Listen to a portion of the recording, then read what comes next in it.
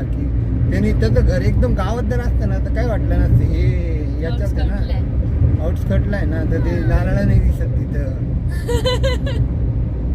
छोट्या गावांमध्ये लय भारी मजा येत असेल इथं राहायला. अशी छोटे जिथं सगळं असं छोटं गाव आहे ना. माझं आता कॉलेज इथेच आहे ना. माझं कॉलेज थोडंसं झाडाझुडपांच्या इथे आहे.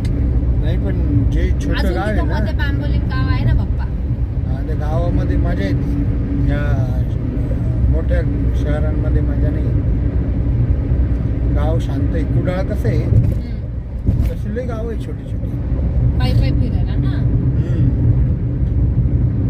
तुमच्या घराची तर तुम्ही विचारायचं 8 दिवसापासून तुमच्यासाठी गाडी बंद सोडून जातोय.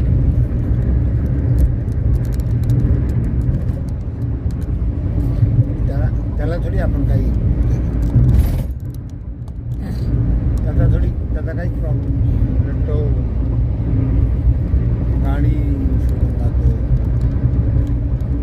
म्हणजे गाडी लावायची कुठं हा पण प्रश्न राहतो.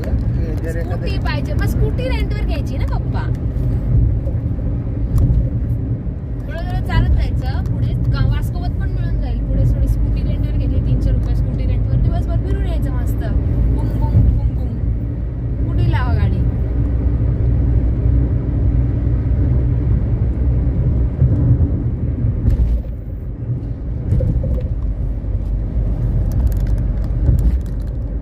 अटल सेतू नाव आहे या पुलाचं, माहिती का तुम्हाला?